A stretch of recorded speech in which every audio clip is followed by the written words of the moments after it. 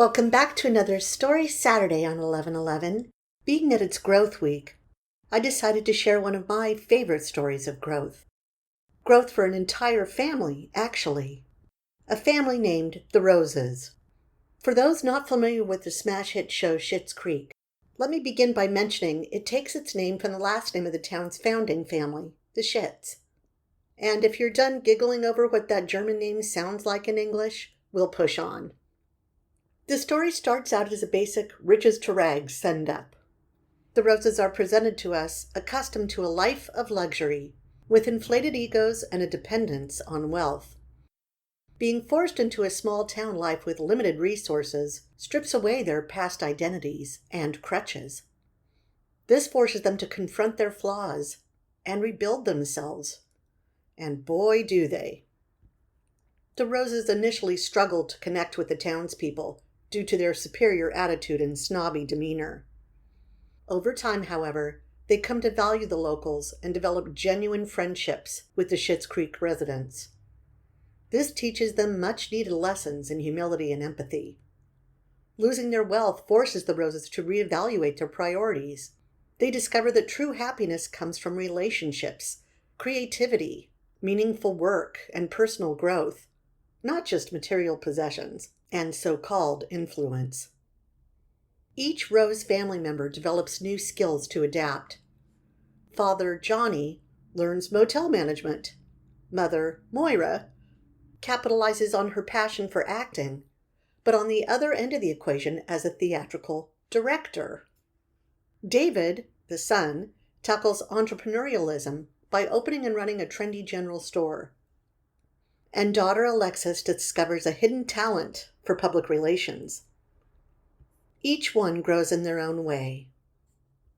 We first meet Johnny Rose as a former business mogul. Over the course of the show, he learns humility and the value of menial manual work as he rebuilds his career, starting from the ground up.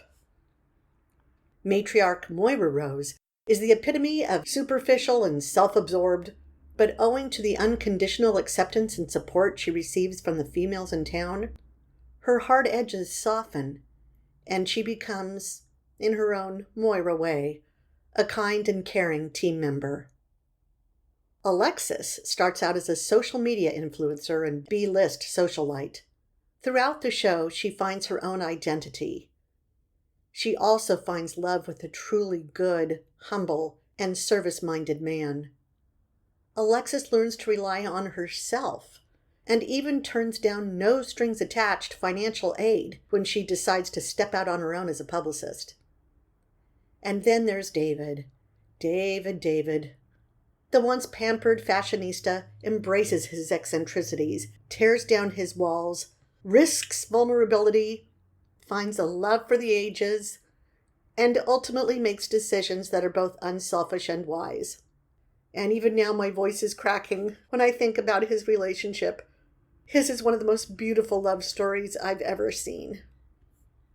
One of the things I love most about the show is that it emphasizes inclusion, community, and connection.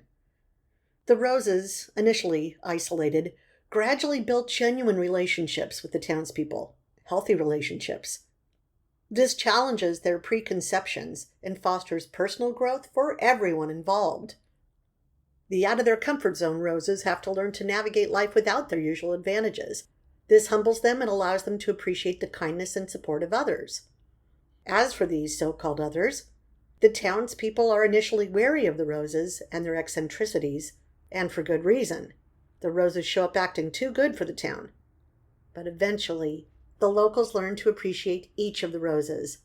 This teaches both sides acceptance and tolerance. Schitt's Creek highlights the importance of finding meaning and purpose beyond material wealth, and doing so in a very individual, unforced way. Each Rose family member discovers a new passion or talent that brings them fulfillment. And each family member makes at least one really good friend. The focus of the show isn't on regaining wealth or achieving success. It's about the personal growth that happens along the way. The story illustrates a lot of important life lessons and makes them stick through belly laugh humor.